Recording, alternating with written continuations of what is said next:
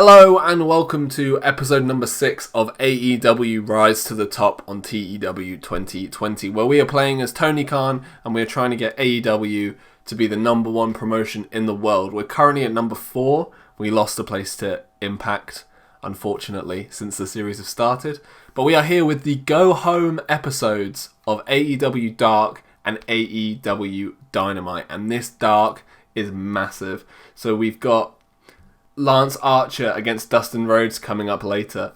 Jurassic Express versus SCU in our main event. And we also have a look at how Brandon Cutler is preparing for his huge matchup against Peter Avalon at Fyter Fest to determine who is, in fact, the worst in AEW.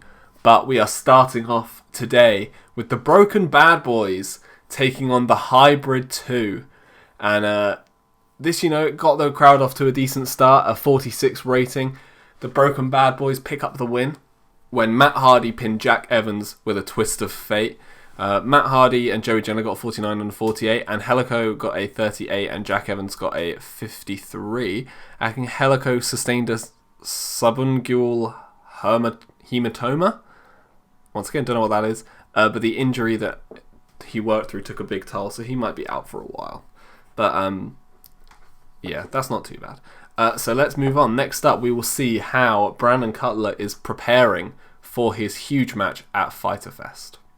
So a video package shows Brandon Cutler preparing for his match at Fyter Fest. He's seen working out, training with the Bucks, and practicing his kickouts. The worst in AEW storyline advanced. Cutler did not do well without a script. It cooled the crowd 26. Yay. Okay. Not the best. So let's move on to our next matchup. Lance Archer, continuing after last week when he defeated Sonny Kiss, he asked for another matchup and he got given a match with Dustin Rhodes, and he managed to defeat Dustin Rhodes in just under 8 minutes with a blackout. Lance Archer now 2-0 since the start of this series, segment rating getting a 49, and they both had a rating of 51. Jake Roberts did some good work. Jake Roberts and Lance Archer are a good pair, which is good, but the match was poorly placed. A wild brawl really needs a crowd who are buzzing. Okay, I should have... Oh, it's because the last match called the crowd, but that's okay. Let's move on to the next segment of this episode of Dark. Chris Statlander is being interviewed backstage by Dasha Gonzalez. Chris, I just got word that you will be facing Dr. Britt Baker at Fyter Fest. How do you feel about that? Chris boops her nose and moves her hand toward Dasha, but is taken out from behind by Baker. She grabs the mic. It's Dr. Britt Baker, DMD. She drops the microphone on a prone Statlander and exits. So the Doctor Will See You Now storyline has advanced with this segment, and we have officially in the books Chris Statlander versus Dr. Britt Baker at Fyter Fest. I am looking forward to that. So let's move on to our next matchup where we have the Bunny taking on a debuting Aria Blake. And here we are with that matchup. The Bunny defeating Aria Blake in just under 6 minutes with a sit-out facebuster. This got a 38 rating overall. This is the Bunny's first match since her number 1 contender's loss to cheerleader Melissa 2 weeks ago on Dynamite. The Bunny got a 46 rating and Aria Blake had a performance of 22. They didn't seem thrilled to be either of them, which I knew they wouldn't, but I wanted to get the Bunny back on. And Aria Blake we just got on a one-night deal. So we might get her back in again, but I think... who was the other person that we had? I can't remember now. Something Martinez, wasn't it? I can't remember. I think she got a bit of a higher performance rating, so maybe we'll get her in the future. So let's move on to the main event of AEW Dark, Jurassic Express taking on SCU. Jurassic Express managed to defeat SoCal Uncensored when Luchasaurus pinned Christopher Daniels following an interference from Chris Jericho. So Marco Stunt had a 53, Jungle Boy had a 40, Luchasaurus had a 37, Daniels had a 49, Kazarian had a 62, and Scorpio Sky had a 61. Express to Death storyline advanced, and SCU Never storyline advanced, but lost heat, which is a bit annoying, and they got a 57 rating. Alright, let's move on to the final segment of this episode of AEW Dark. So Scorpio Sky grabs a microphone. I've had enough of this shit, Chris. Every time we lose, it's because you or your Inner Circle buddies interfere, and I'm sick of it. SCU versus Inner Circle at Fyter Fest. This ends in the ring. Lovely. So we gained the heat back straight away on the SCU Never storyline. That got a 69 rating overall. So once again, that's another match in the books for Fyter Fest. SCU taking on Inner Circle with all the behind the scenes going on. You know, it looks like Chris Jericho might be trying to get Scorpio Sky to join the Inner Circle, but it looks like he said no. It looks like he's sticking with his Southern California boys. So, yeah, like I said, it's got a 69. Chris Jericho was a real start. Christopher Daniels did a masterful job. Commentary was good. Nice. Frankie Kazarian struggled, but that's okay. So now let's move on to the screen and see how this episode of Dark did. Okay, so here we are. And I got a 54 rating, which I think is by far our best episode of Dark so far, which is really nice. Yeah, all the ratings quite evenly spaced out. That main event, the last two segments really boosting it up. So that is it for the go home episode of AEW Dark before Fyter Fest. So we've had, what have we had in this week? We've had Baker and Statlander and SCU and Inner Circle. Both those matches have been confirmed for Fyter Fest. I think we knew that they were all coming, but yeah. It's very nice to get those in the books, and I will be back in a minute with the Go Home episode of Dynamite. See you soon. Hello and welcome to the Go Home episode of AEW Dynamite before Fyter Fest, and we have got one hell of a stacked card for you tonight. Our opening match is Proud and Powerful going up against Private Party. Our main event is Cody's TNT Open Challenge.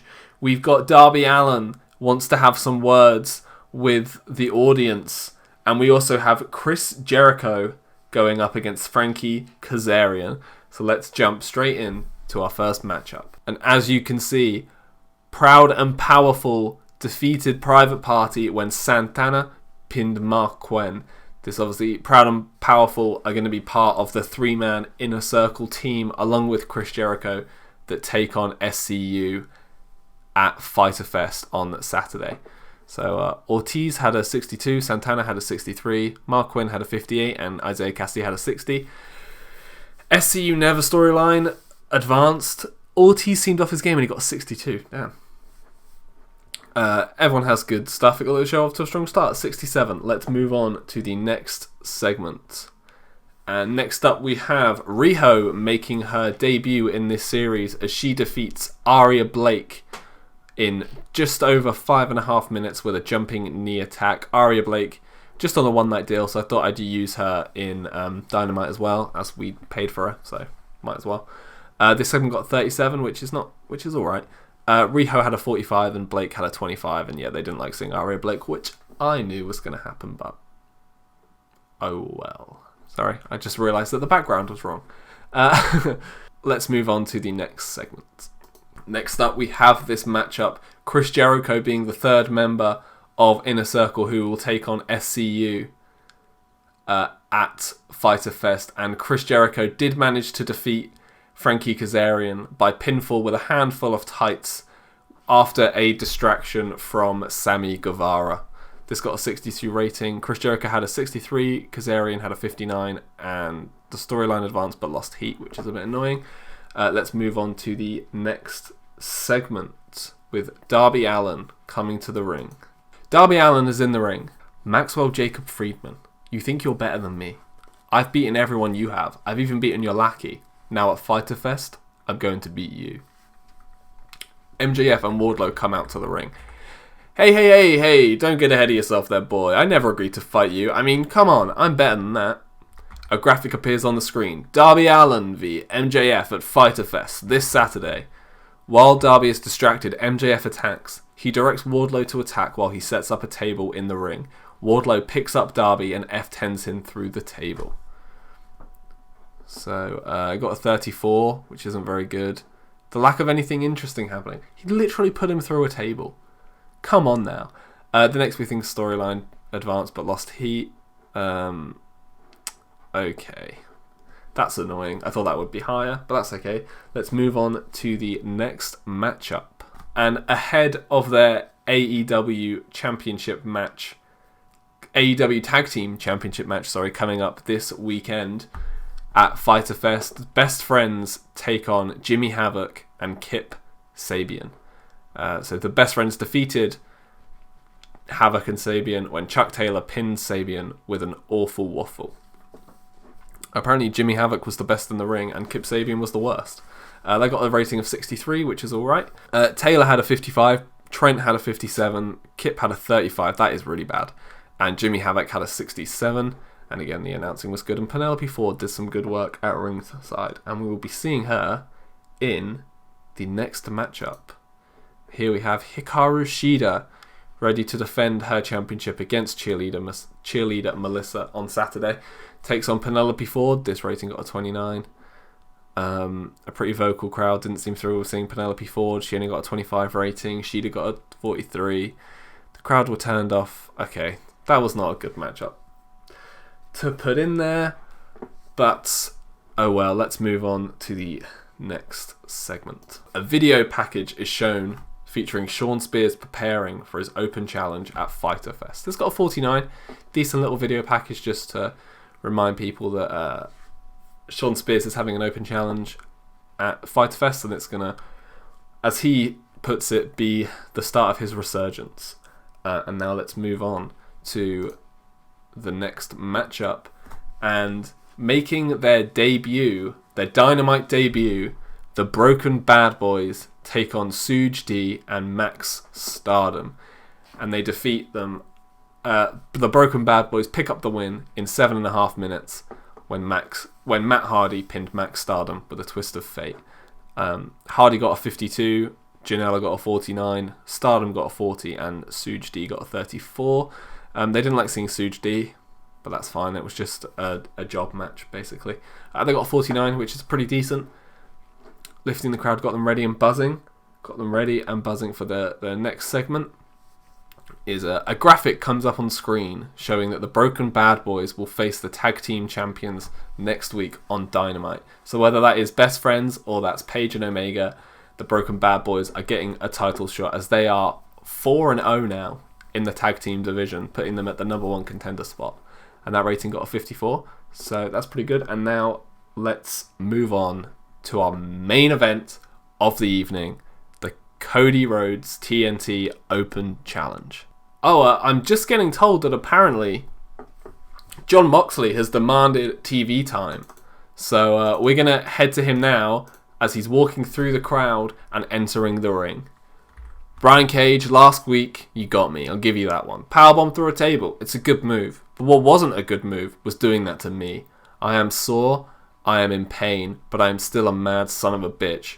You know what, Brian? I'm not waiting for Saturday. I want you now, so get your ass out here. Cage's music hits. Taz comes out onto the ramp. John. Brian isn't here tonight. You think I would risk him getting injured just days before the biggest match of his career? See, John, unlike you, we're smart. Unlike you, we are businessmen. And unlike you, John, we always watch our back. Moxley is attacked from behind by Cage, who hits him with 3 drill claws and leaves him lying. I got a 41 rating. The Man vs. Machine storyline has advanced but lost heat. Jon Moxley was a start, and the lack of any... Can someone let me know in the comments down below why I'm getting this lack of anything interesting happening? Because I don't... Is it because this is set up as a promo? But the one before, the Darby Allin one, was set up as thingy goes through a table. So I'm not sure why that keeps happening. But anyway, now let's move on to our scheduled main event of the evening, the TNT Championship Open Challenge. And it is Sammy Guevara who answers the call this week. And Cody manages to put him away in 13 minutes with a crossroads. And that is defense number 5 for Cody of the TNT Championship. Straight segment got a 65. Cody had an in-ring performance of 65. Sammy Guevara had a 57. The Open Challenge storyline automatically advanced. Announcing was good. Sammy Guevara was really off his game. And And let's move on to the final segment of the show. Cody grabs a microphone and addresses the crowd in the ring. This open challenge has been great. We are finally giving our young up-and-comers a chance at some gold, a chance to make a name for themselves. But with that being said, this Saturday is Fyter Fest. And I want to do something special for all of our fans around the world. I want to fight. I want a challenge. I want unfamiliar music starts filling the arena. David Starr walks out wearing a suit. You want to fight Cody? You got it. Starr drops the mic and exits. Cody is in the ring stunned as we go off the air. So there we have it. It looks like it's going to be Cody versus David Starr at Fyter Fest for that TNT Championship. So David Starr has debuted his arrogant heel gimmick and it got a rating of great.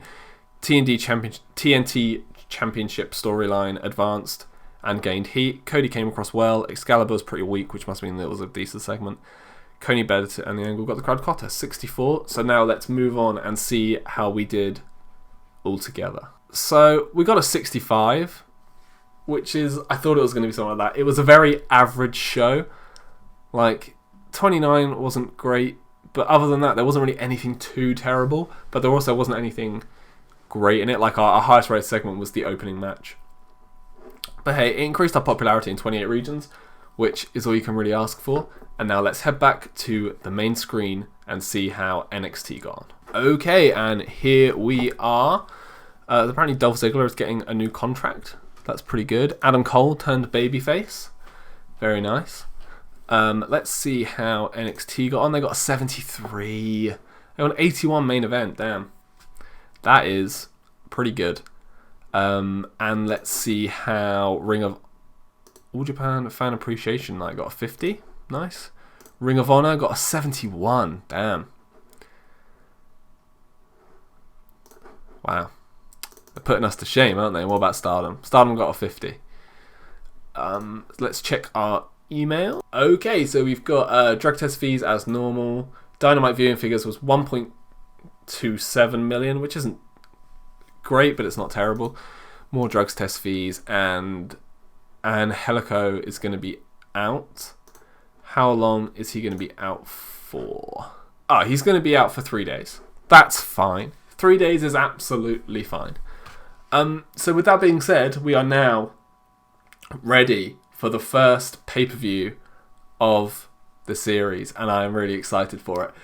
So make sure that you're subscribed so you don't miss it, and if you liked it, if you enjoyed this, leave a like, leave a comment, all that good stuff. Tell a friend, share it on social media, all that fun stuff, and I will see you for Fyter Fest very soon. Goodbye.